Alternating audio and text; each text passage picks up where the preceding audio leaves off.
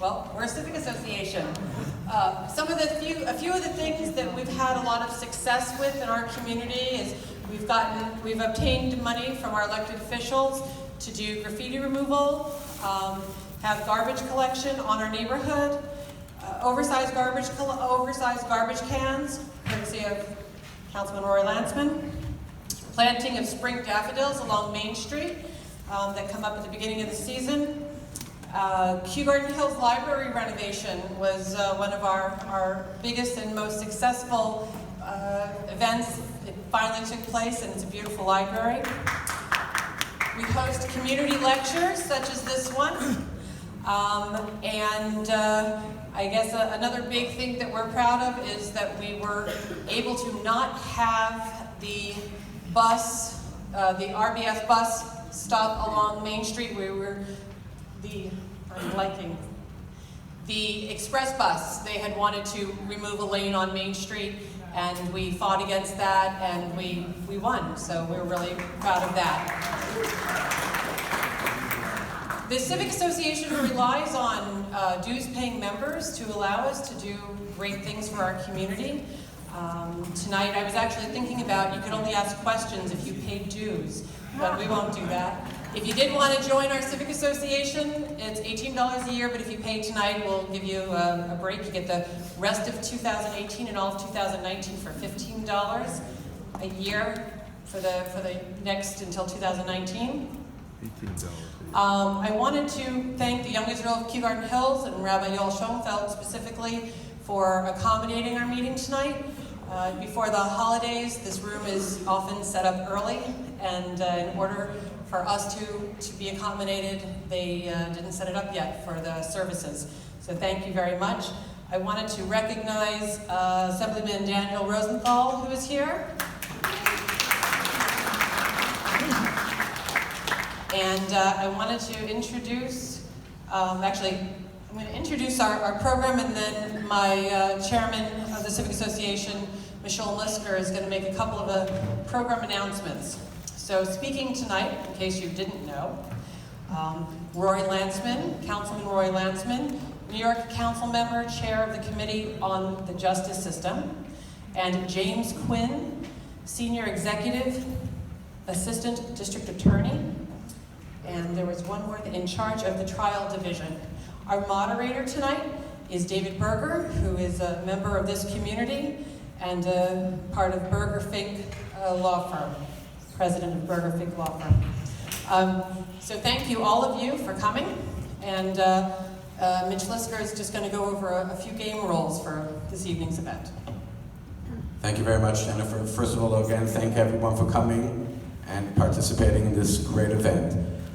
We want to keep it as a great event. The first and foremost aspect is to be civil. There might be times where people will think that there's an issue on hand that might be disturbing to them.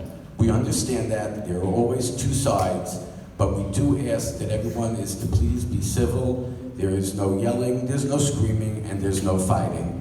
And of course, no hitting. Also, we wanted to say that all questions tonight are only to pertain to the Rikers Island issue. There is no questions about parking spots, red lights, green lights, yellow lights, whatever it is. It's all only on the Rikers issue. The forum for tonight will be that we will have 15 minutes and 15 minutes on each side to say their points.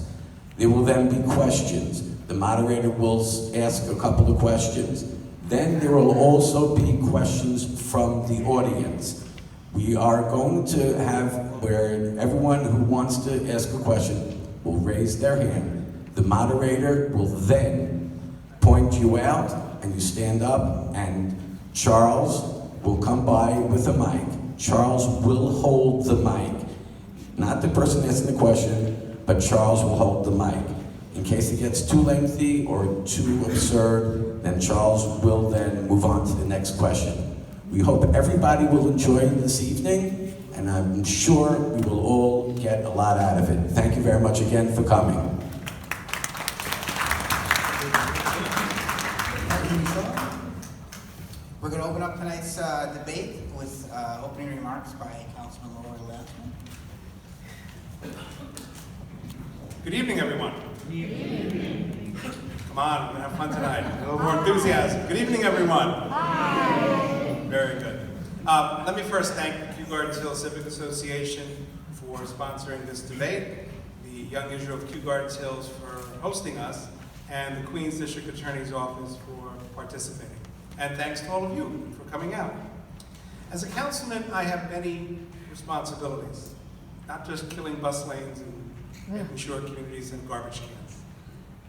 The question of closing Rikers primarily implicates these three responsibilities: to keep us safe, to ensure that our government is fair and humane in all that it does, and to spend our tax dollars wisely.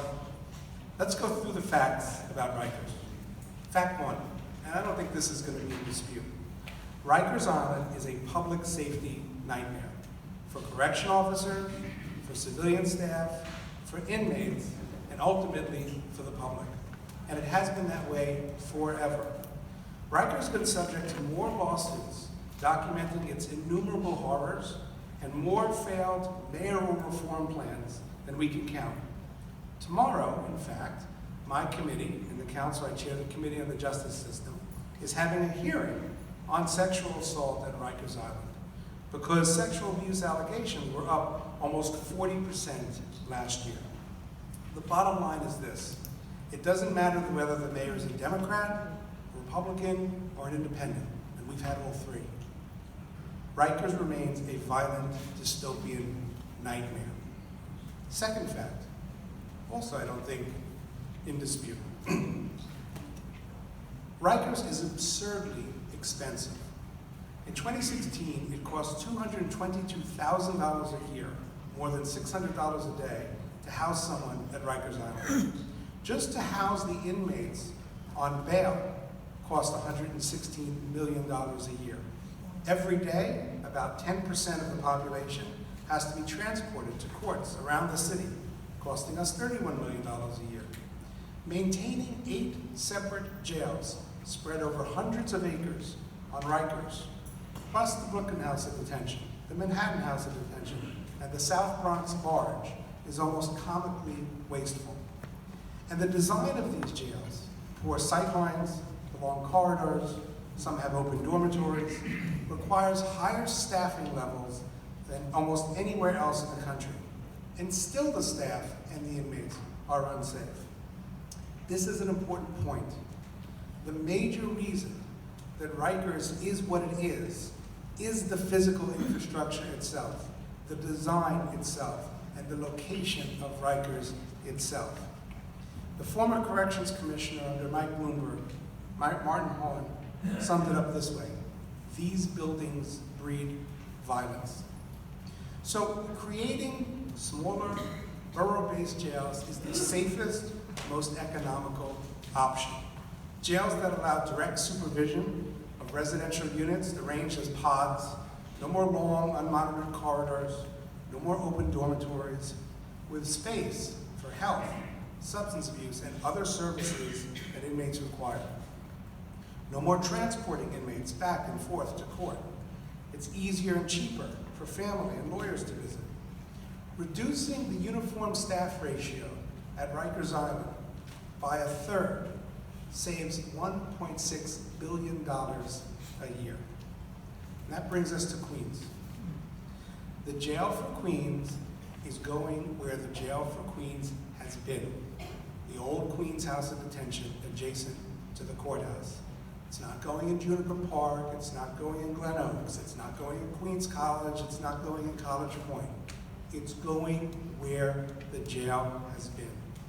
1,510 beds, 1,115 parking spaces.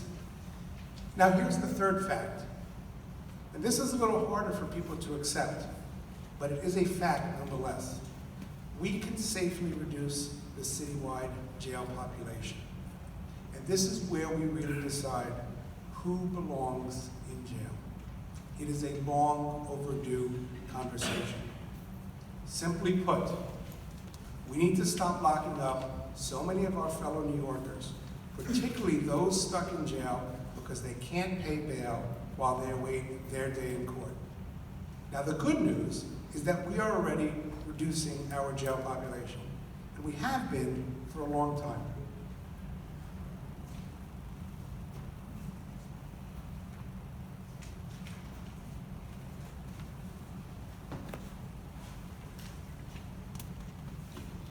As this chart shows, starting in 1992, when the jail population, average jail population in the city was 20,000 people, starting in the last 2 years of the Dinkins administration, when crime started to go down, it has been an almost uninterrupted downward slide of our daily jail population, down to the current, the latest figures that I have, August 13th, 2018, 8,210 people in our jail. This didn't happen by accident. Crime continues to go down. Less crime equals fewer people in jail. We're arresting far fewer people for minor offenses and holding them accountable without sending them to jail. For example, fare evasion is more frequently being charged as a civil offense, just like what happens if I don't pay a bridge toll or a parking meter. I get a ticket. Nobody comes and slaps handcuffs on me. We're broadening alternative to incarceration opportunities, closing out decades-old warrants for minor offenses, reforming our bail system by supporting nonprofit bail funds, expanding supervised release programs, giving people extra time to gather bail money at arraignment before being shipped off to Rikers, giving judges the information they need to set bail amounts that people can actually afford. You know, for a lot of people, $500 bail might as well be $5 million. And the fact is, 85% of the people who have bail set at $500 at arraignment cannot make bail at arraignment, and they go off to Rikers Island for some period of time. We're putting ATMs accessible to the arraignment courtrooms and improving case processing times by getting judges, DAs, and public defenders around a table and going over slow-moving cases one by one. This October 1st, Raise the Age kicks in. It means lots of things. But in this context, 16 and 17-year-olds will no longer be held on Rikers Island at all. Let me show you what these policy successes have meant in particular.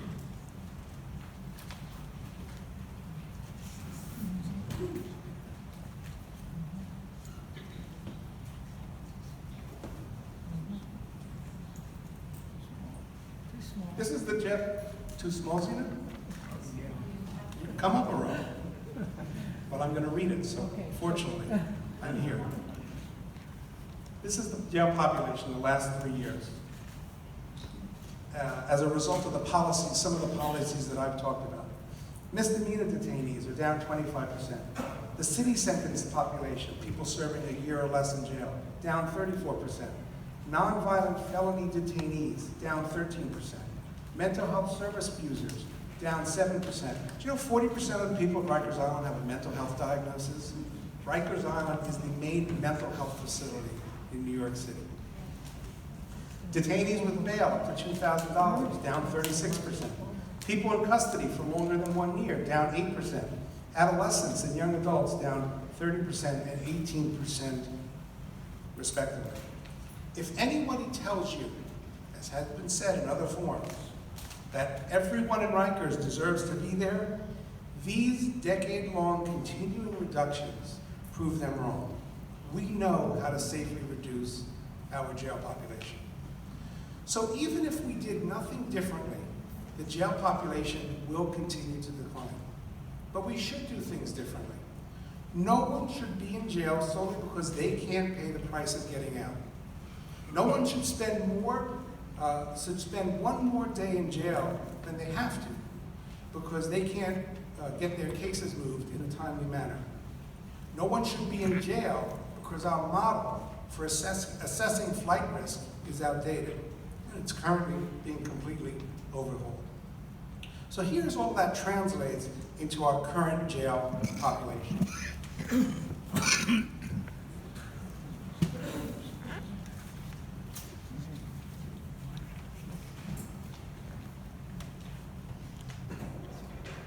So this is a snapshot of the jail population at Rikers Island, citywide, on August 13th, 2018. The total population is 8,210 people. Now, 14% of the people at Rikers on that day were there on a warrant. Warrants. Those are the pink slice right here. 14%, or 1,115 people. Now those folks are in on a warrant. Until that warrant gets cleared or dealt with, they're going to be in. The next category, 28%, or 2,280 people, are remanded, meaning they're in Rikers until their case is resolved, period. And that is the purple slice. We could reduce the size of that population by 10%, or 228 people, just by modestly cutting case processing times from an average of 111 days to 91 days. Next category of people, 8%, or 659, are alleged New York State parole violators. So they're in Rikers while their violation, or their alleged violation, is being adjudicated. And that is blue up there. We could save 197 slots a day by cutting their case processing times from 55 days to 44 days. 12% of the people at Rikers on that day, or 1,001 people, are serving a city sentence. As I said earlier, a sentence of less than a year. And that is the orange folks right there. 40 of those people are serving a sentence of 30 days or less. Let's stop wasting our money on jail sentences less than 30 days. These are obviously very minor offenses, better dealt with by programming, community service, probation, or anything other than sitting on Rikers Island at $600 plus a day. And if we did eliminate jail sentences under 30 days and had alternatives, that would mean that over 3,300 people a year would not be processing through Rikers Island. And now we get to the largest group of people, where we probably have the biggest difference, point of view. And that is the people who are in Rikers on bail. 37%, these green slices right here, 37%, or 2,998 people, the largest group, are in Rikers on bail. Let me be clear what that means. A court has already decided that every single one of those people can go home tomorrow if they could come up with the money. No further questions asked. Now 2%, or 211, this little slice here, are people who couldn't make bail on a misdemeanor. Folks, nobody should be sitting on Rikers Island because they cannot make bail on a misdemeanor. It is a ridiculous waste of time, money, and human cruelty to the people who are affected. 34% are people who can't make bail on felonies, 2,787 people. This is these two slices right here. Now let me say a word about felonies. You might hear, well, there are X number of people on Rikers Island on bail because of an A felony, a B felony, a C, a D, or an E felony. I know a felony is a scary word. The fact is, the only thing that makes a felony is that it is something that can get you sentenced to jail for more than a year. The designation felony alone is not equal to dangerous. The penal law itself divides felonies into violent felonies and non-violent felonies. So 16%, or 1,313 people at Rikers on this day couldn't make bail for non-violent felonies. That's this slice right here. These include, for example, 75 people on bail for grand larceny in the 4th degree, an E felony, which is most often basically pickpocketing or people who steal a credit card or a debit card, whether they use it or not. Through improved flight risk assessment and expanded supervisories, no one should be in jail on a non-violent felony because they can't make even if you were allowed for the possibility that 10% of the people who were charged with a nonviolent felony should have bail set that they could not make, that would still save us 1,182 people on that day in Rikers Island. The last category, violent felonies. Yes? Yep, we're wrapping it up. We're getting the wrap. Violent felonies. 18%, or 1,474 people on Rikers Island couldn't make bail because they're charged with what is, under the law, a violent felony. And that is that green slice. Nope, that green slice right there. Let me say this. Not all violent felonies are actually violent. Who's familiar with the name of Khalif Browder? Khalif Browder? All right, good. Khalif Browder was charged with stealing someone's backpack. He didn't use any kind of weapon. He ended up spending 3 years in Rikers because he couldn't make $3,000 bail. He was charged with robbery in the second degree, a C felony, a violent felony. His case was ultimately dismissed after 3 years, including 2 years in solitary, and he was released. But as we all know, those of us who know his circumstance, after spending 2 years in solitary, he ended up committing suicide.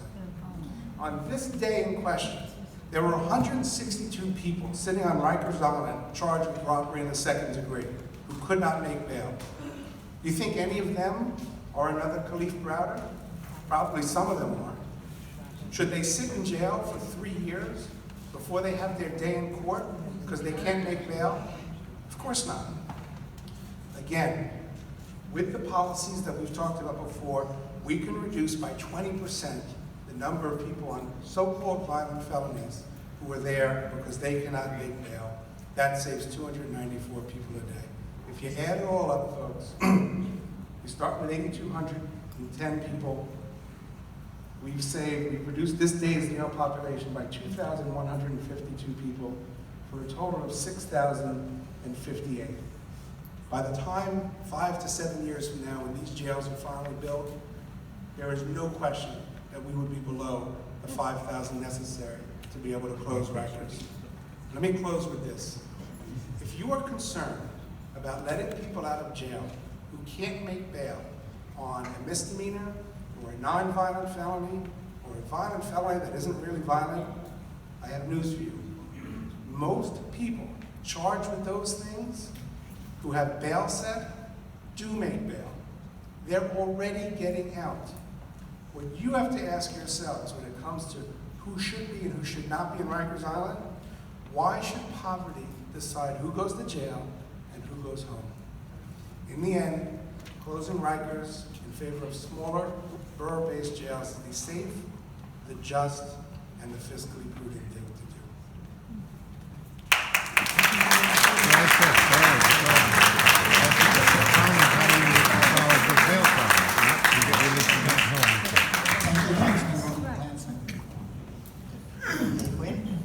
Okay. I got to tell you, first of all, I don't know where to start after that. I do know where to start. It's to wish my wife a happy birthday, because she insisted that I bring it here tonight. But let me just talk about a couple of things. You know, the argument about closing Rikers Island all seems so simple. All you have to do is reduce the population down to 5,000 on Rikers Island. Transfer the remaining people to the remaining, the existing jails that exist in each county. You reduce the population by getting rid of all the misdemeanor defendants who are there, the fare beaters, the marijuana users, and people like that who are there on minimal amounts of bail and non-violent felons. Ladies and gentlemen, Mr. Councilman Lancman said that if somebody tells you that the people who are in Rikers belong in Rikers, that was me who said that. And I will stand by that, and I'm going to go through the people who are actually in Rikers. Now let me just go through a couple of things. In New York City, the crime rate in New York City has gone down by 76% since 1973. It's gone down 85% in murders. In 1993, there were 341 homicides in Queens County alone. This year, New York City will have about that number. This year, Queens County will have under 50 homicides. 50 homicides from 341. And that's not a result of releasing people from Rikers Island. It's a result of dedicated work of the New York City Police Department and the prosecutor's offices throughout the city of New York.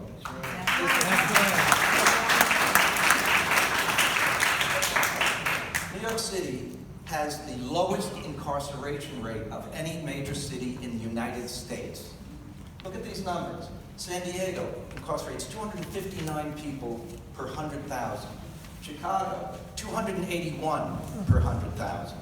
Go down to San Jose, 309 per 100,000. Look at Philadelphia, 810 people per 100,000 are incarcerated in Philadelphia, in the Philadelphia jail system. You know what the number is in New York?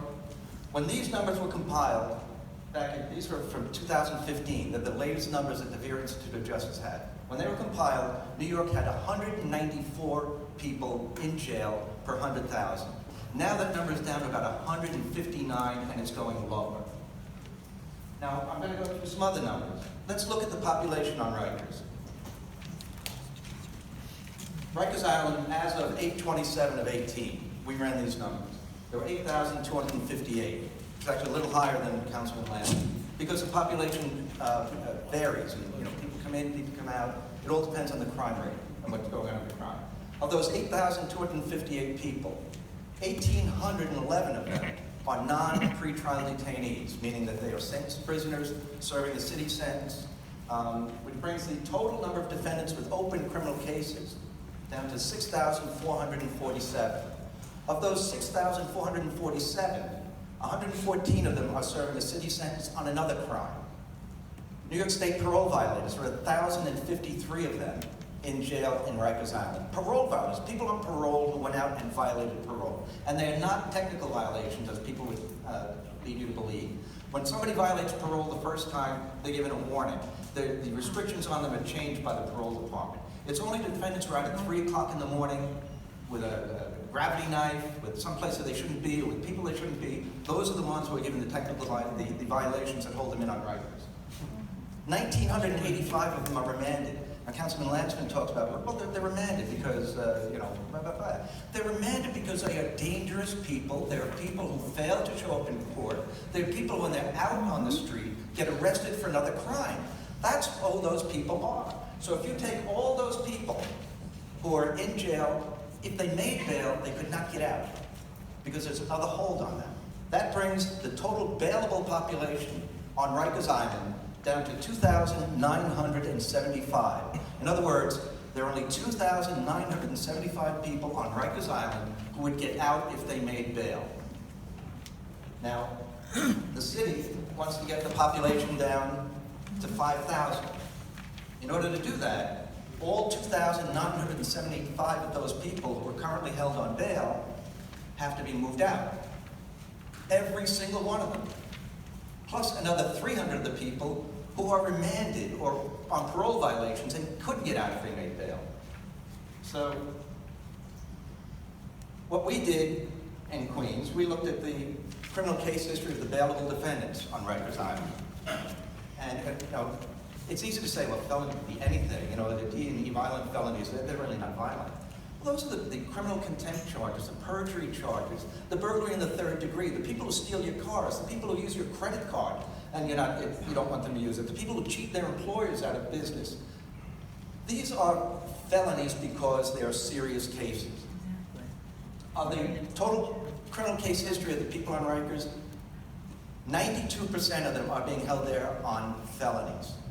37% of them are being held on A or B felonies. The A felonies, murder, little crime like murder. B felony, robbery in the first degree, it's gunpoint robberies. Burglaries, where they go into your house with a gun or a knife. Serious assaults, attempted assault, attempted murder, D felonies. If you go down, 37% of them are being held on A and B felonies. And you know what? We talk a lot about alternative sentencing programs and all of that. Well, do you know that in Queens County, 40% of the people who are being held on Rikers Island on Queens County cases had some contact with an alternative sentencing program before they went into Rikers. Either they were in a program and failed, or they didn't, we offered them a program and they turned it down, and they decided to take the jail sentence instead. But now, what we did is we looked at the defendants who were in Rikers. And we gave this out to a lot of people, but people don't go to Rikers on their first arrest. Unless it's a homicide, unless it's murder, unless it's robbery in the first degree. This is the composition of the people currently on Rikers Island. There are 26 people charged with an A felony. There are 137 charged with a B felony. Those people have an average of 4.4 prior felony arrests, 1 prior felony conviction, 3 prior misdemeanor arrests, almost 4 prior misdemeanor convictions, and 1.5 failures to appear, meaning they were supposed to be in court and they didn't show up. If you go down to the nonviolent felonies, and everybody says, oh, we should get all the people with nonviolent felonies out. D felonies. There are 72 people currently in Rikers from Queens County who are bailable. If they make bail, they get out. There are 72 of them. They have an average of 6 prior felony arrests. Imagine what it takes to get arrested 6 times for a felony. They have an average of 1.5 felony convictions. They have an average of 6 prior misdemeanor arrests. And they have an average of 7 misdemeanor convictions. And they have an average of 2.5 failures to appear. Those are the nonviolent D felons who are currently at Rikers. When you get down to the E felonies, there are only 52 people bailable on Rikers charged with an E felony. They have an average of 6.4 felony arrests, 1.1 felony conviction, almost 7 misdemeanor arrests, 8 prior misdemeanor convictions, and 2.7 failures to appear. That, and when you talk about, you know, the whole thing was we're going to get all the misdemeanor defendants out. Well, do you know that in Rikers Island today, there are only 30 people from Queens charged with a misdemeanor who are there solely because they can't make bail. 30. Of those 30, they have an average of 6 prior felony arrests, 1.3 felony convictions, 8 prior misdemeanor arrests, 8 prior misdemeanor convictions, and 2.8 failures to appear in court. That's the population that is currently in Rikers now, as of August 27th. So now, you know, one of the programs, well, I'm going to talk about the costs of Rikers, because that gets glossed over so carefully. And oh, it's cheaper to build 4 state-of-the-art prisons in the middle of high residential and commercial areas than to reform Rikers Island. Let's get this straight. This debate is not about keeping Rikers as it is or moving it into these 4 borough-based jails. Excuse me a minute.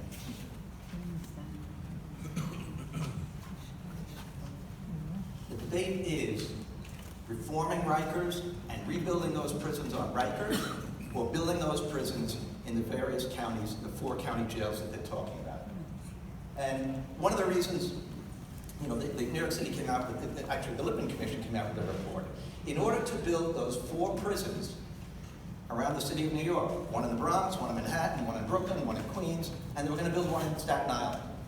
It's going to cost $10.7 billion to build those 5 jails. But that's not all. Because while they were building those jails, they were going to reform Rikers Island. They were going to spend $1.6 billion to spruce up Rikers Island and make it a better place to house the prisoners. Because this plan isn't going to take effect for 10 years. So the prisoners are going to be on Rikers Island for 10 years. So they're going to spend $1.6 billion to build better prisons on Rikers, only to tear them down once they can move the prisoners off the island. But that $10.7 billion that they're going to spend, they're going to finance it over 30 years. Which means, and this is all in the Lippman Commission report, it's at page 88 and 89, they were going to spend $1.6 billion a year, $1.1 billion a year for 30 years to carry the interest cost and the carrying charges on that $10.7 billion. They're going to spend over $30 billion to build 4 jails that are going to house 5,000 people. Does that make any sense to anybody here? That comes out to $6 million per cell. Does that make any sense? And when the alternative is to do something with Rikers Island and build a state-of-the-art class world prison on Rikers Island, you don't have to go through any zoning problems, you don't have to fight with community planning boards, you don't have to do anything. There is land there now to build on. And that was just given short shrift by the Lancman Commission. And I would like to know,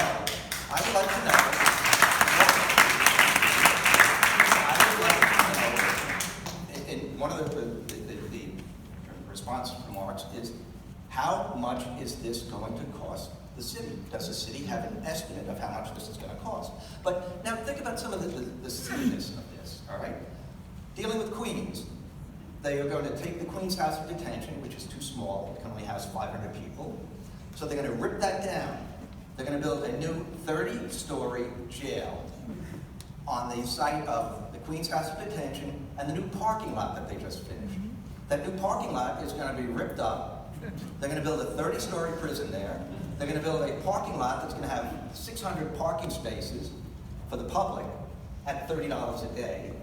They're going to build a parking lot underneath the prison for the prison guards, which is about 300 or 400 prison spaces under there. So that's Queens. Go to Manhattan. Manhattan, they decided the spot that they're going to use is 80 Center Street. That's where they want to put the prison. But the problem is that 80 Center Street is now occupied by the Manhattan DA's office, the Marriage License Bureau, and several courts. So before they even start breaking ground on the Manhattan prison, they have to relocate the Manhattan DA's office. Now, where are they going to relocate the Manhattan DA's office? To a site right now called the Tombs, which currently houses about 800 prisoners awaiting trial in Manhattan. So before they can even start to work on the Manhattan DA's office at the Tombs, they have to find a place for those 800 prisoners that are currently housed there. And where are they going to move them?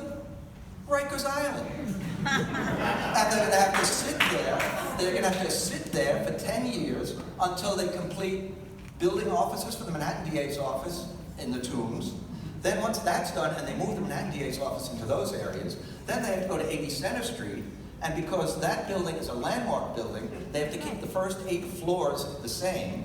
And then they're going to build a 40-story prison at 80 Center Street. And then, once that's all done, they will move the prisoners from Rikers back into 80 Center Street and tear down the transitional housing that they're building on Rikers Island. The Bronx, they don't even have a site.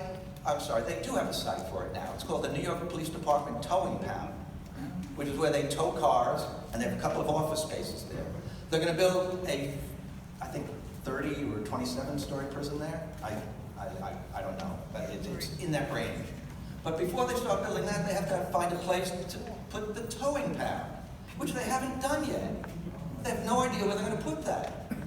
And the Bronx location is going to be away from the courthouse. So they're still going to have to transport prisoners from the new Bronx prison to the courthouse. I mean, sometimes you just look at this at Brooklyn. Where they're going to put that? Well, we have a Brooklyn detention complex, which currently houses about 800 prisoners. That's where they're going to build. That's where they're going to build the Brooklyn complex. But you have the same problem. You have to move those 800 prisoners over to Rikers, keep them there until the new prison is built, and then move them back. This is, a lot of these things sound great, but when you look at the details of it, you realize that they don't make sense. It started out as a movement, and a movement is not a policy. A movement doesn't look at all the details that we're dealing with. And I'm sorry, I'm almost done. I just have to say something about Kalief Browder, because that is something that gets repeated over and over and over again. Kalief Browder was not in jail because he couldn't afford $3,000 bail. Kalief Browder was in jail because he'd been arrested when he was a youngster, and he was given YO, youthful offender adjudication, and probation. He was on probation when he then went out and committed another robbery for which $3,000 bail was set, and the probation department filed a violation of probation against him, which is what kept him in. Even if he had made the $3,000 bail, he would not have gotten out. And And just another point about that, Khalif Browder did not commit suicide at Rikers Island. He committed suicide 2 years after he got out of Rikers Island. That is a fact. Everybody knows. And nobody, one last point. If somebody knows why... I'm dying to know what people are clapping about. Before we open up questions to the floor, we're gonna... Lies that we've been saying. Exactly. Excuse me, please. Before we open up questions to the floor, we're gonna ask a few questions up there. Can we do a little just back and forth? Let me answer the original question on the topic here, which is, we started to discuss at the end of both of your presentations the cost involved. What would be the cost of renovating Rikers Island as opposed to the cost of creating these new facilities? ADA Quinn's touched on the cost of creating new facilities, but did not discuss the cost of renovating Rikers Island. And we'll give both of you an opportunity to address that issue.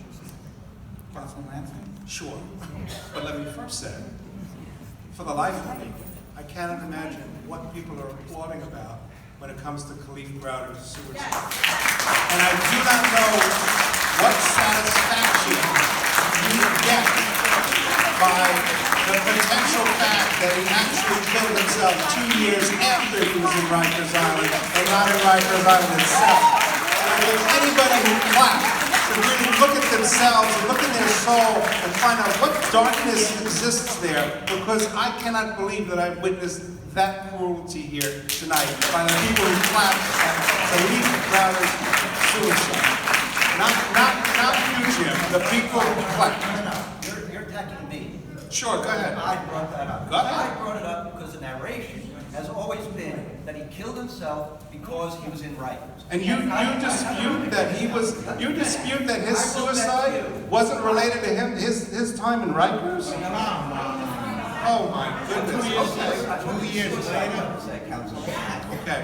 Do you know that he had mental health issues before he went into Rikers? You don't think it was exacerbated by 2 years in solitary confinement in Rikers? All he do is shrink. Why was he in solitary? Why was he in... Now you're justifying the fact that he spent 2 years in solitary I have no confinement? idea why he spent in solitary. Maybe he was assaulting inmates or guards. He's exposing You the know? truth and the facts so we understand. I know that young man should not have spent 2 years in solitary confinement for a charge that was ultimately dismissed. And that speaks to the heart, with all due respect, of a fundamental problem that I have with your narration and with this point of view. And it is an abuse of the criminal justice system, where you are using cash bail and people's poverty to incarcerate them before they have been convicted of anything. And if you look at the data in your own chart, the number of people who were charged with felonies, but who were actually convicted of felonies, the disparity is extraordinary. And if you look at the fact of the matter that the people on Rikers Island are 92% people of color, that you could sit in a Raymond Park on Queens Boulevard and go days before you see a person who looks like me. You are misusing our criminal justice system. Look, the fact that someone is charged with an offense, that does not mean that they are guilty of that offense. Now, if somebody is guilty of a charge and they've been tried in the court of law or they've pled guilty, and we haven't even talked about all the things that the Queens District Attorney's Office does to manipulate and game the system into pleading guilty and forcing them to plead guilty to crimes that they haven't committed. Wait. Time out. Guys, time out. I'm asking the crowd, I asked beforehand, to please keep it to between the two debaters. We are not to be inclusive in what's going on until we have a question period. So please, everybody, let's calm down a little bit. Yes, there are two sides, but again, please let them talk about what they have to talk about without us disturbing them. Thank you. One last sentence. The cash bail system. The cash bail system is not the vehicle for imposing justice on people in this country. People have a right to their day in court. They have a right to be out of jail and not be in jail only because they can't afford to pay their way out. On the topic of the cost of the jails, all I'll say is this. The Lippman Commission report, which you cite, found, makes sense, that it costs more money to build jails on Rikers Island, in this remote place, than it does in the locations that have been chosen. Either way, it's gonna cost a lot of money to rebuild our jails, whether it's on Rikers Island or it's in these 4 sites that have been selected. Either way, I think Mr. Quinn acknowledges that even if it's on Rikers Island, we've got to start from scratch and build new jails. So the issue of the money, frankly, is a bit of a red herring. Whether it's in Rikers or it's here, we are building new jails. And yes, they're going to be expensive. You know, Councilman, It's our money. can I just answer that? First of all, I object to the attacks on my office. My office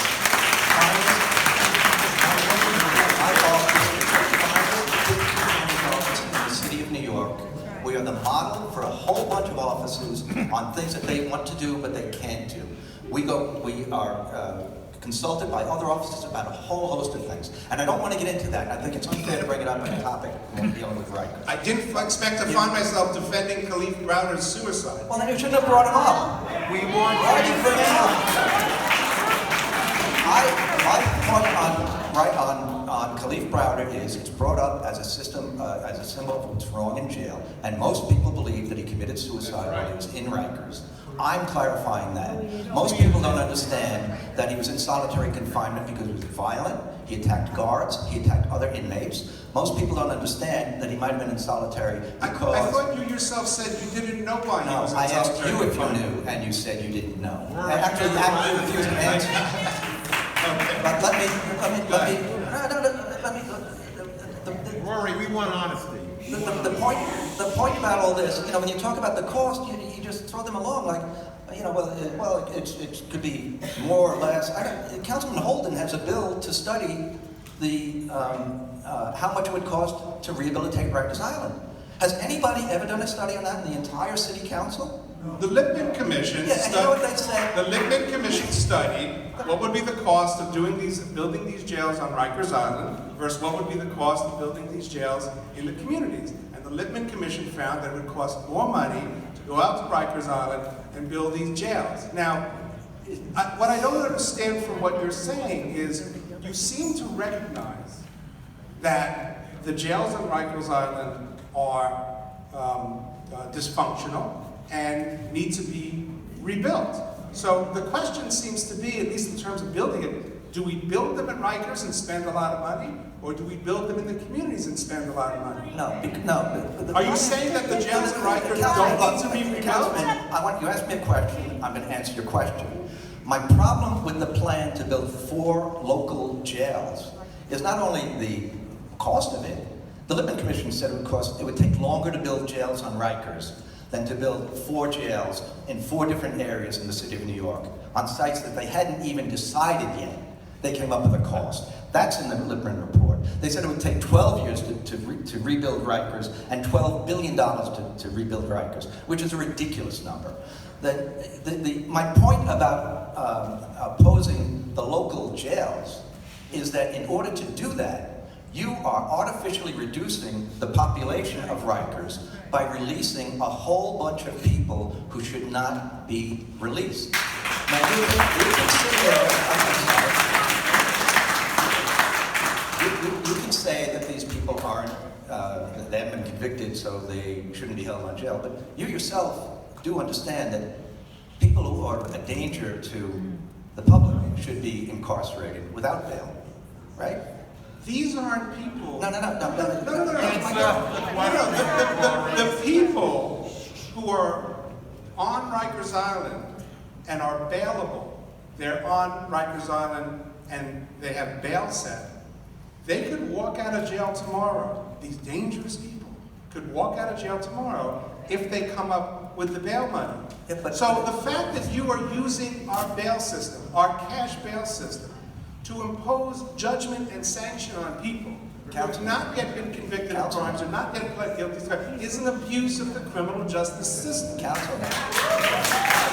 My question was, do you favor or not favor giving a judge the option to keep a defendant, while his case is pending, in jail because the judge considers him dangerous? The judges currently have the opportunity to evaluate. Councilman, are you in favor of changing the law? I'm in favor of the current law, where the seriousness of a defendant's charges is something that a judge can use in deciding whether or not to remand that defendant. Which goes to show, for all of those people who have not been remanded, and for all those people who the judge has said, okay, you can go home, just pay up.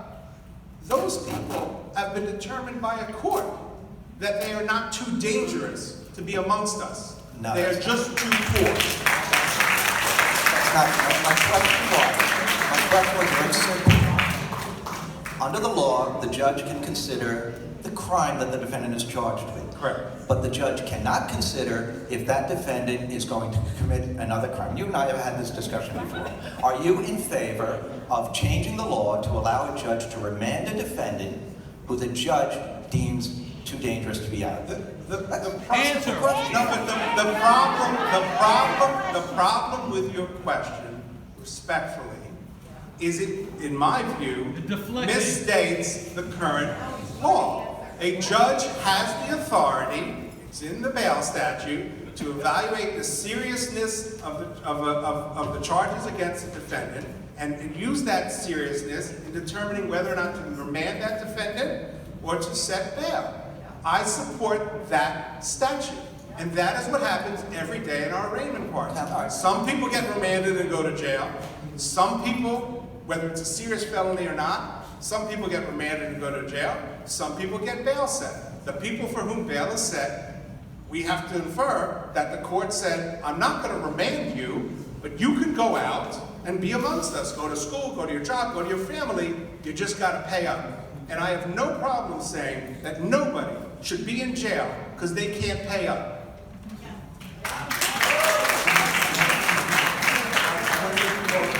I want to read a quote to you, Councilman. Quote, "Our bail system is dysfunctional and dangerous. Dangerous to the public, who cannot be protected because New York law literally prohibits judges from considering a defendant's danger to the community when determining bail, and dangerous to too many low-level, nonviolent defendants who get sent to Rikers at enormous taxpayer expense. Mayor de Blasio's support for allowing judges to remand potentially dangerous defendants to custody while they await trial is exactly the right decision." You know who said that? I could not have written it better myself. Well, then why can't you say it? Because I did.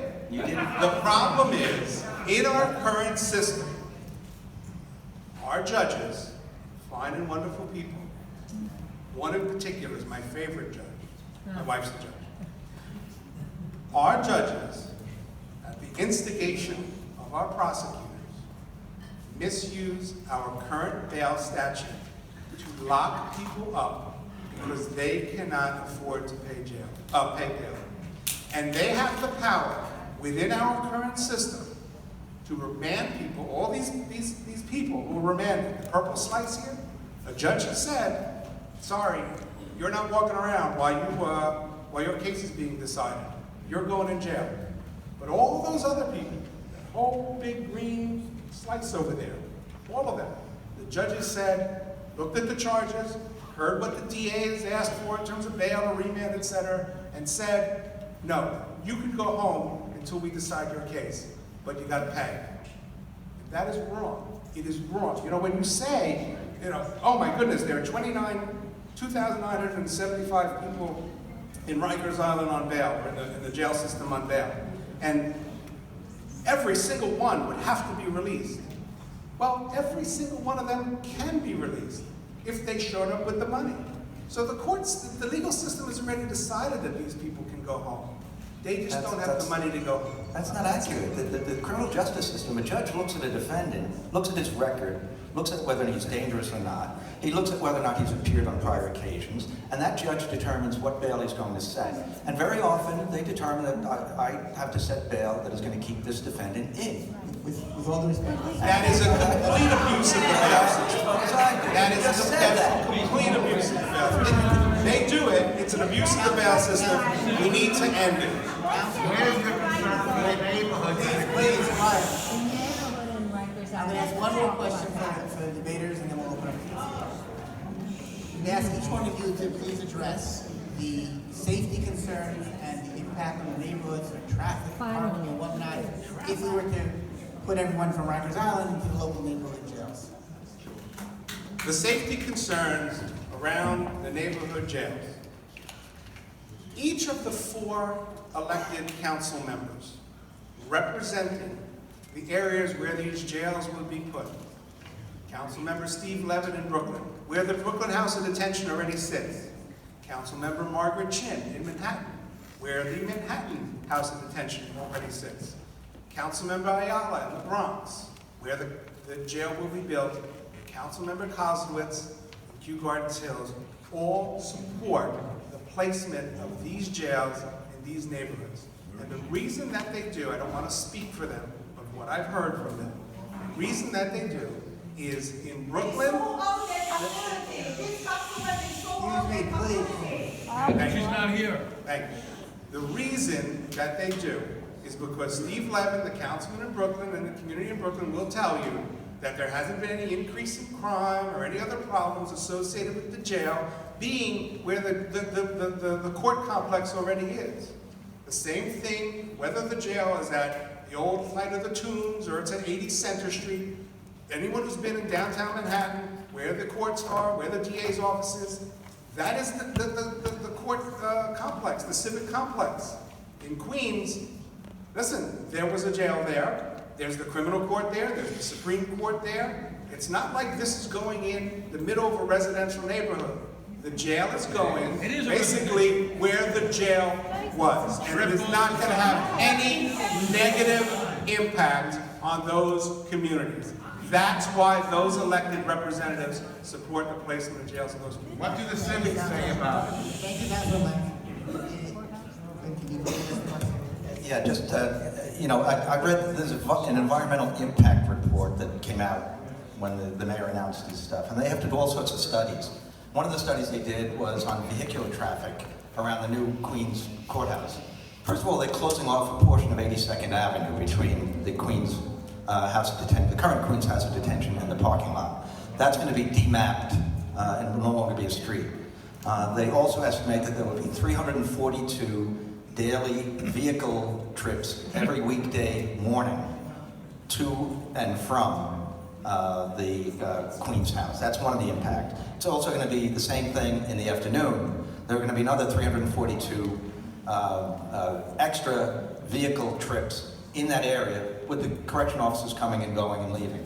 They also have to do all sorts of environmental impact studies on all the what's going to happen when they start digging up that area. There's an enormous amount of stuff that they have to study that they haven't studied yet. But my concern is, just as they haven't studied how much it would cost to rebuild on Rikers, these studies are just going to be pushed through. And they're going to get all the approvals they need. And there's going to be very little community input into this stuff. I'm sure that when Karen Kozlowitz and other councilmen agreed to moving the prisons from Rikers to the Queen's House, they had no idea it was going to be a 30-story prison. They had no idea it was going to involve taking up the parking lot. They had no idea that all this other stuff was going on. The Manhattan DA's office didn't know that their offices were going to be made into a prison until after they were briefed, after everything had been decided that this is what the site was going to be. By the way, the Manhattan DA, the Brooklyn DA, and the Bronx DA all support the closing of Rikers Island. Okay, now we're going to open up the floor to some questions. Someone else? Charles? All right, ladies and gentlemen, this is how it works. You raise your hand, and I will walk over. David, you choose. Right here? All right. Okay, thank you. Okay. Hi, thank you so much for coming. I'm just going to ask a question. I'm going to try to, go slowly because I'm a little emotional about this conversation here. But the Queens County District Attorney's Office is unique compared to every other county prosecutor in New York City in that their plea bargain waiver policy results in the right to be released within 6 days from arraignments to 28 days or more. This arguably results in a disproportionate number of Queens County defendants contributing to the population at Rikers. With an eye towards reducing the Rikers population, as well as that of any future jail, will this DA's office or one upcoming maintain, dispense, or modify this policy? This is on point, it's about Rikers. First of all, where did you get the number that we contribute a higher percentage to the population of Rikers? Did I give you a number or did I ask? Where'd you get it from? No, you said that we contribute a higher percentage of people to the population of Rikers. The question is written down. So you have a waiver policy that's in place. You have a waiver policy that's in place. Arguably, disproportionately, it has a larger percentage of people going into jail Arguably. within. Did you say arguably? Listen to me. Let me finish the question, sir. Within 6 days of arraignments, where you can, because of our constitutional rights, where you are able to get information, and whether or not you get indicted or not, you can find that on 6 days. But your office has a waiver policy that causes people 6 days to turn into 28 days or longer. You do have this policy. It affects people going to Rikers. You're showing a bunch of numbers, but you're not showing the numbers that have to do specifically with the Queens DA's office, and that affects your policy. Answer that question. No, I will answer that question. Do you know what would happen if we didn't have that policy, that waiver policy? What would happen? Those All these defendants, poor like people in- wouldn't be in jail. No. With all due respect, you're misleading all these people here. In Manhattan, in the Manhattan DA's office, which supports closing Rikers, if you get arrested for a felony and a judge sets bail on you that you cannot make, you get indicted within 6 days and you stay in jail. In Queens County, they stay in jail. They stay in jail until that case, either they make bail or that case is disposed of. And it doesn't, let me answer you want me to answer your question or not? You are misleading what happens in the criminal court system with these people. And I will tell you, our plea policy, the Manhattan, the mayor's office is trying to get other offices around the city to adopt our plea policy. And what happens with our plea policy, when defendants get arrested and bail is set, they come in and they waive their right to be released within 6 days for 30 days. We don't indict them. We conference the case with them. That conferencing is done with a deputy bureau chief or a supervisor. The case gets adjourned at defense consent. As long as the defendant wants to consent and continue to negotiate the plea, we will continue to do that. The defendant stays in unless he makes bail, or unless the case is disposed of with a favorable plea. In the Manhattan DA's office, there is no waiver. So when you get arrested and you're held on bail, you get indicted within 6 days. You get arraigned in Supreme Court approximately 3 to 4 weeks after that. The case is then adjourned for motions. All the while, your bail conditions stay the same. Anything on our plea policy is done with the consent of the defense attorneys and the consent of the defendant. So, to say that our policy adds to the time.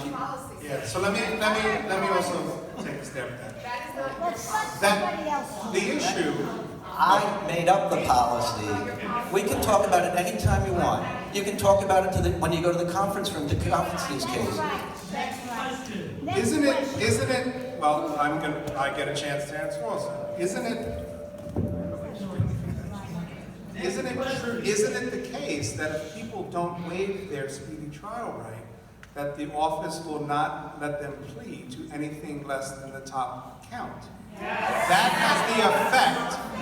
has the effect of squeezing people to plead to offenses that they might not be guilty of, that they don't have opportunity to see what the evidence in the case is against them.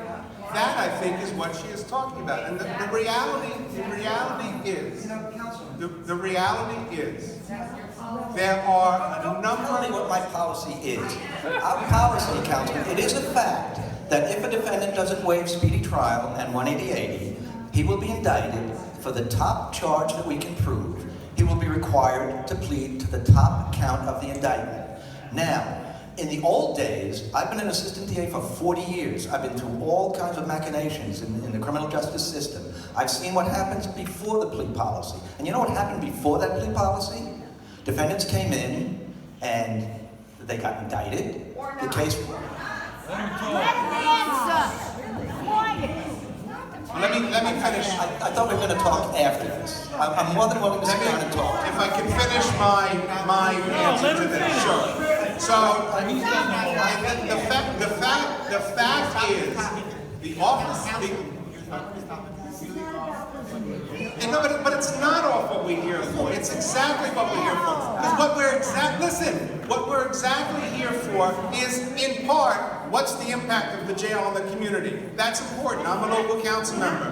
But what we're also here for is, why do we have so many people sitting in jail on Rikers Island where they should not be? And how is the effort to close Rikers Island part and parcel with the effort to reduce the prison population so we have fewer poor people of color in jail who haven't been convicted of anything? And the fact of the matter is, with all due respect, there are many policies in the Queens District Attorney's Office that contribute to incarcerating poor, Black, and Latino people. The fact that you require people to waive their speedy trial rights so they have to sit in jail longer if they want to negotiate a fair plea is an issue in whether or not we can reduce the population. And Riker, the fact that you will not bend in prosecuting low-level offenses like marijuana possession or fare evasion that other DAs in the city of New York are not prosecuting is an issue in how many people we have in Rikers. The fact that you will not consider collateral consequences to someone who is not a citizen in deciding what to charge them with ends up putting more people in jail. And the fact that this is the only office in the city of New York that does not have, refuses to have a wrongful conviction usually ends up with more people in jail. You cannot avoid the fact that the policies of the Queens District Attorney's Office put more people in jail than ought to be. And that is what closing Rikers is all about. Okay. David, who's next? You've got to give me time to answer that. Let him answer. Come on! Councilman.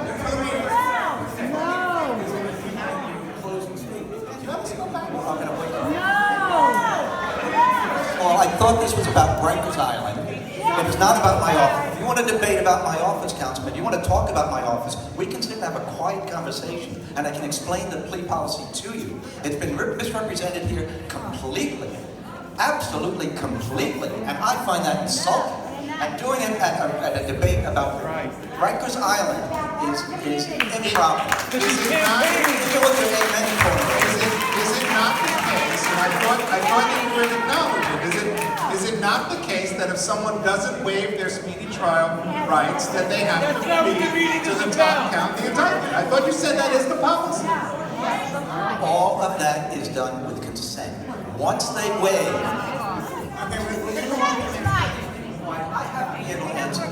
the defendant waives 180. He gets the right to sit down with a deputy bureau chief from my office and negotiate the case with them. If they have something that they want to show us that shows that they did not do the crime or mitigates the crime, they have an opportunity to sit down in an office, not in the back of a courtroom, not in a hallway, in an office with a deputy bureau chief to discuss the innocence of the defendant or anything that mitigates his guilt. But only if they waive their speedy Yes, trial. because if they don't. So we're not misrepresenting the policy. Yes. If they don't waive, we have to bring people like this from all over Queens County, your constituents, to go into the grand jury and take a day off and testify against that defendant in order to indict him. Okay. Ladies and gentlemen, we'd like everyone to please stay on topic. All right, David, who are we going to, David? Hi, my name is Zena Zimmerman, and I live in Briarwood. I've lived close to 40 years. Rory, you know how much I respect you, Assistant District Attorney. This meeting is not about race, and it is not, in my opinion, about prison reform per se. It is about putting a 30-story prison, one bus stop in my neighborhood, okay? I haven't heard anything about impact, buses, subways, trains, safety. I know you glossed over it, but this meeting was about that. Yes. A meeting about prison reform is a conference, and that's not what this is. I came here to talk about my neighborhood, Briarwood, Kew Gardens. That's what I came here, and I'm not saying anything about it. A discussion about prison reform, I would definitely participate, but that's not what this meeting is about. That's right, not tonight. I take that as directed to my direction. Zena, I love you. We do a lot of good work together. Okay. And we're going to continue to do good work together. But with all due respect, the issue of closing Rikers, whether it should be closed, is about race and is about prison. And I know that's painful, fellow white people. I know that it is. But the reality is, our criminal justice system falls almost exclusively on people of color. That 94%, 92% of the people sitting in Rikers Island, Zena, don't look like you and me. That 90% of the people arrested for marijuana possession don't look like you or me. That 90% of the people sitting on Rikers Island because they can't make bail don't look like you or me. So I understand that you don't want to talk about it, it's painful. Let me assure you, I represent a district that is 2/3 not white. And those people want to talk about race and criminal justice reform, and they're entitled to that conversation. All right, we have a question. This gentleman here with the baseball cap. I'll hold the mic. Hi, this question is for the district attorney. When Councilman Lancman mentioned reducing the population from 8 to 5, you seem to say that was an unrealistic number. Shouldn't you have a shared goal of reducing that number? Just throwing people in jail is not justice. Shouldn't you have a goal of reducing the number to 5,000 as well? Shouldn't there be a shared goal amongst both of you? First of all, why not 6,000? Why not 3,000? Who came up with 5,000? We are a county of 2.5 million people. Do you think it's logical to say that only 5,000 people should be incarcerated? Why not 7,000? I am in favor of incarcerating whoever should be incarcerated. We have 27 different alternative sentencing programs to give out, to put people into. 27. We give people alternative sentencing programs day in and day out. We do everything we can to keep people from going to jail. But sometimes the alternative is jail. If somebody doesn't go into a program or fails out of the program or refuses to go into a program, what's the alternative? What do we do to them? We put them in jail for 10 or 15 days. But shouldn't your overall goal be less? Your overall goal? The overall goal in our office is to do what is right. And it's to reduce. And what we do, and because of the reductions in crime over the last 25 years, the jail population has gone down naturally. All of these other things are designed to unnaturally reduce that population and keep people out who should be in.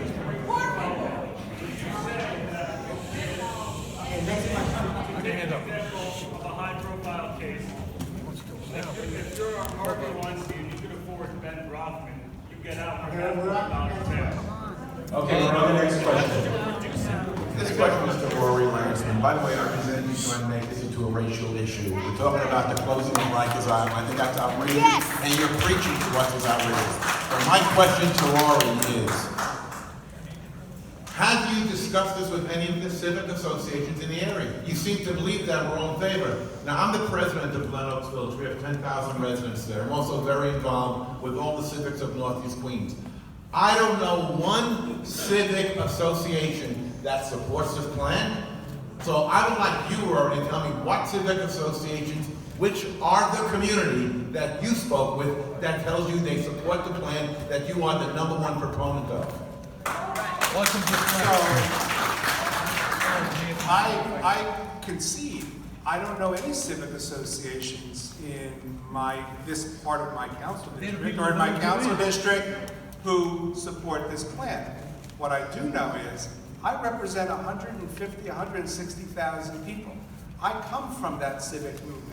I served 16 years on my community board. I was vice president of my homeowners association. I was president of the board of my managers of my condominium when I lived in a condominium. When I lived in an apartment as a teenager, I was vice president of the tenants association.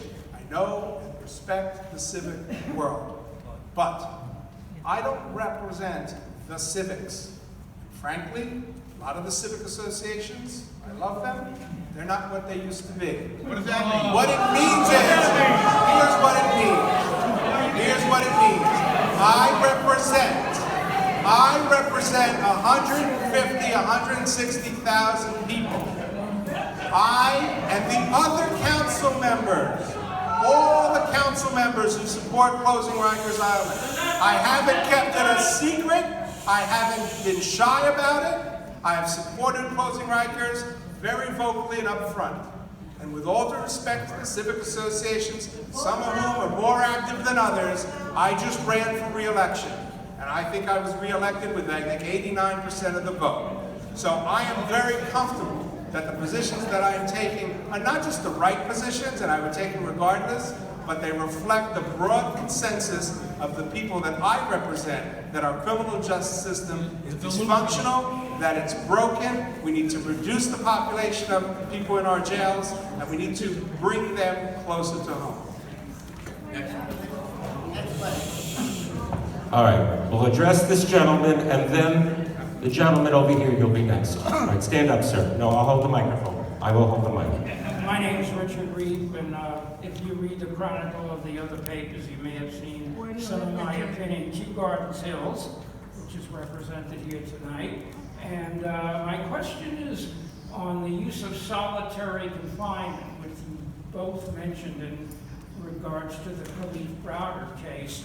There has been an increase in assaults and attacks on correctional officers, and the correction officers union claim that it results from a policy of restricting solitary confinement, I believe, to people above the age of 21. And they want more latitude in isolating the troublemakers, not only to protect the correction officers, but also the inmates who are not violent. And they resent de Blasio's policy. They call him Hug-a-Thug de Blasio. Now, do you feel, and this is directed to both of you, that correction officers should have more latitude in deciding who gets solitary confinement and who doesn't, regardless of age?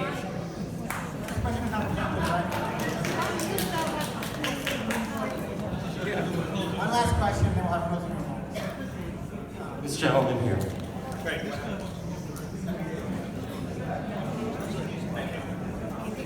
All right. My name is Sean. I'm from South Marine, Queens. My question is, according to the Lancman's Commission report, it costs $31 million for the Department of Corrections to transport incarcerated individuals to the court premises. Now, that costs a lot of money yearly. Don't you think it's more fiscally responsible to invest that money into more rehabilitative programs for incarcerated individuals, as well as help families, help costs to transport families to visit their loved ones in prisons? What's the connection to Rikers? It's $31 million to move prisoners from Rikers to the courtrooms. That's every year. That's out of a corrections budget of $1.3 billion, I think I heard today, to the budget on Rikers. 31 million. That number doesn't disappear once you close Rikers and move everybody to other cells, other jails. They still have to be moved from those jails to the courthouses. The transportation cost includes everything. It includes picking them up at Rikers and bringing them to the cell, taking them from the bus into the courthouse and into the courtroom. You're not going to save all that much more money. You're still going to be transporting people from the Bronx because it's not going to be just attached to the courthouse. Plus, the cell in Queens, the jail and cell is going to have 1,500 beds, okay? 1,500. Queens, when it gets down, Queens has about 20% of the Rikers population. When the population gets down, if this plan goes through, we'll only have 1,000 defendants who have Queens cases pending at the new Queens house. 1,000. That means that those other 500 beds are going to be filled with people from Manhattan, Brooklyn, and the Bronx. Those people are going to have to be transported from Queens to Manhattan, Brooklyn, and the Bronx for their court dates. Plus, of the 1,000 defendants who are going to be have Queens cases pending, 27% of them, right now, don't live in Queens. So they're not going to be near their families. So now is the city going to now put somebody who commits a crime in Queens but lives in Manhattan, are they going to put them in a Manhattan jail or the Queens jail? My point is that transportation costs don't disappear. What about people who have cases pending in Brooklyn and the Bronx? Where do they go? They're going to have to be transported to court. The savings is not going to be $31 million. Plus, the Lippman Commission said that we're going to spend another $260 million on alternative sentencing programs. That's already built into their report. The savings of $31 million, it's not going to be anywhere near that once this thing takes place. Well, I mean, the math is inescapable. You have people who are in jails that are adjacent to the courthouses. They don't have to be transported back and forth. The entire logistical operation of getting, 10% of the island or 8% or whatever it is on a given day off that island to the courthouses throughout the city is enormously expensive. So if you can reduce that cost by a significant amount, if it's not 31 million, it's going to be, you don't reduce all 31 million, you reduce it to 5 million. Well, that's $26 million. Let me tell you something, folks. Every year, do our budget, a lot of people in this room, like they want things, they want schools, parks, playgrounds, etc. We are spending all of this money, tremendous sums of money on our incarceration system in New York. And I wouldn't, I'd love at the end of the budget session for the speaker or the mayor to come and say, okay, folks, we got $25 million extra. Who wants schools? Who wants parks? Who wants their streets? Yeah, right. Yeah, thank you, Councilman. Now we're going to have closing remarks for the evening. Maybe Quinn, please. All right. First, I want to apologize if I got a little heated there. I'm sorry about that, Councilman. I really am. I did not intend to do that. We're going to shake hands after, right? We will. You're going to hug. The question of closing Rikers, it's not as simple as everybody thought it was going to be. It's going to be a lot more expensive than they thought. It's going to be a lot more expensive than the Lippman Commission estimated at $11.7 billion. When you think what it is going to cost to close Rikers and build these new jail cells with all the disruption that's going to cause in the criminal justice system, it is not worth it. It is simply not worth it. If they are going to, and to do this, they also have to reduce the population down to 5,000. Nobody anywhere has ever said how they came up with the number of 5,000 prisoners being an appropriate number of prisoners for a jail, a county or city, which is going to have 9 million people in it, by the time this is all done. A lot of this stuff is based on misconceptions about what happens in the criminal justice system. Like I said before, 40% of the people from Queens who are on Rikers have already been through alternative sentencing programs or been offered them and refused them. These are not nice people. I showed you the criminal records of the people who are in Rikers now, the people who are on bail now. These are people with multiple criminal records, multiple felony arrests, multiple misdemeanor arrests. The councilman talked about just because you get arrested for a felony doesn't mean you get convicted for a felony. Yeah, you don't. Because you know what happens? Because very often we'll offer alternative sentencing programs that defendants fail out of. And then they get rearrested again. And we might offer them another alternative sentencing program. And then they fail out of that. What do we do with them? That's these people charged with the nonviolent D's and E's, the people charged with the A's and B's. It is irresponsible to pick a number out of a hat, and they backed the number that they wanted Rikers into the prisons, because they looked around and figured, we can't build a 2,500 bed jail in Kew Gardens or Manhattan. So we can only build like 1,500. So in order to get to 1,500, we have to reduce the population of Rikers down. So what number does that come up? 15, 15, 15, 15. We'll come up with 5,000 beds, or 6,000 beds can house 5,000 prisoners. It is irresponsible. It is not something that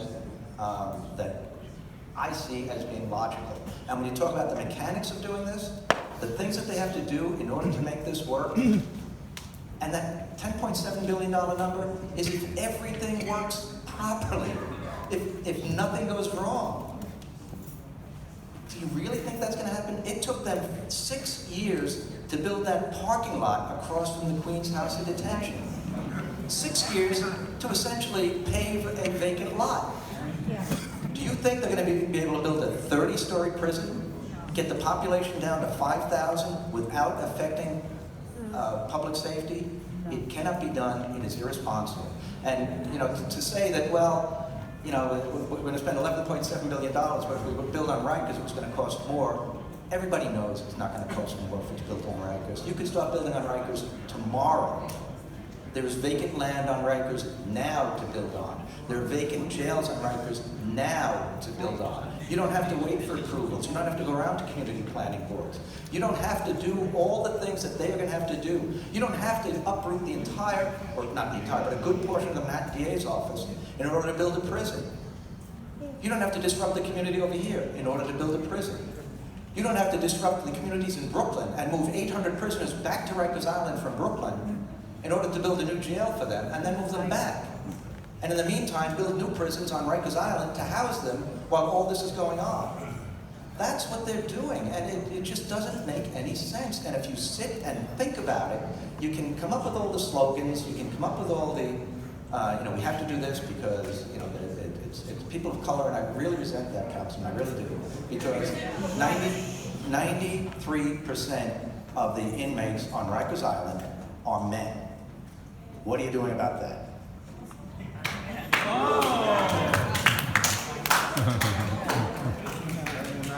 So, first let me say, Yes. I respect Mr. Quinn and all the other folks from the Queen's DA's office who are here. In the council, I chair the Committee on the Justice System. I oversee the District Attorney's offices. We work well together. We work on issues to try to find common ground to make the city a safer, fairer place. So don't anyone mistake our heated debates, at least on my side, for a lack of respect and, in some ways, even affection. The reality, though, well, let me put it this way. Mr. Quinn described the effort to close Rikers as a movement. I think that you used that term. And I think that you used it with derision.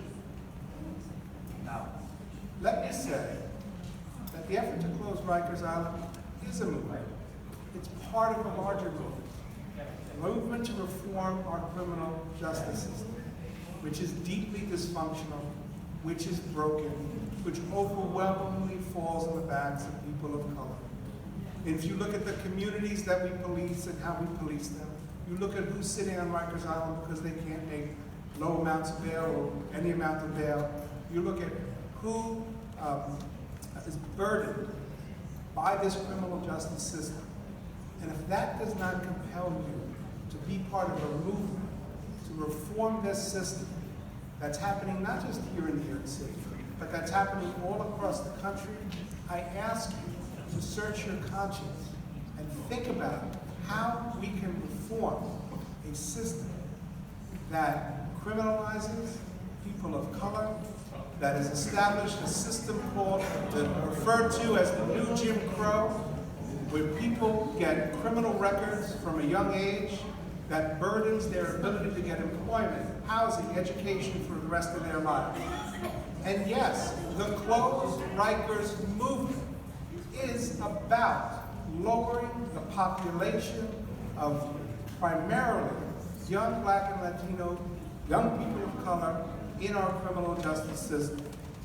You cannot separate the Close Rikers effort into, well, there's the building question, and then there's all this other stuff. It's the other stuff that this movement is about. And as we have demonstrated, not through slogans or catchphrases, but point by point, how we can reduce that criminal justice system, how we can recalibrate our system of justice so it has the least amount of impact on people, not the most amount.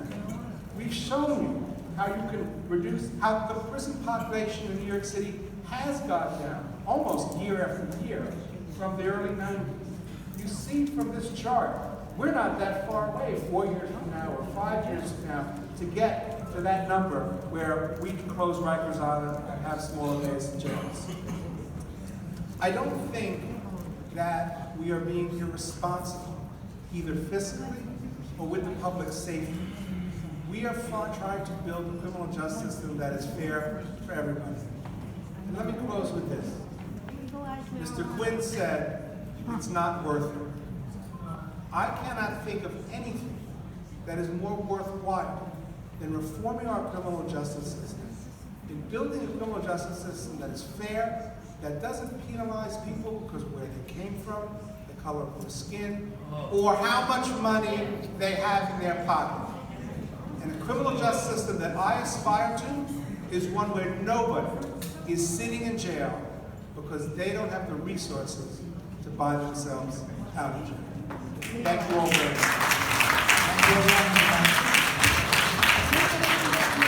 I just wanted to say thank you again. Thank you all for speaking. Thank you all for coming out.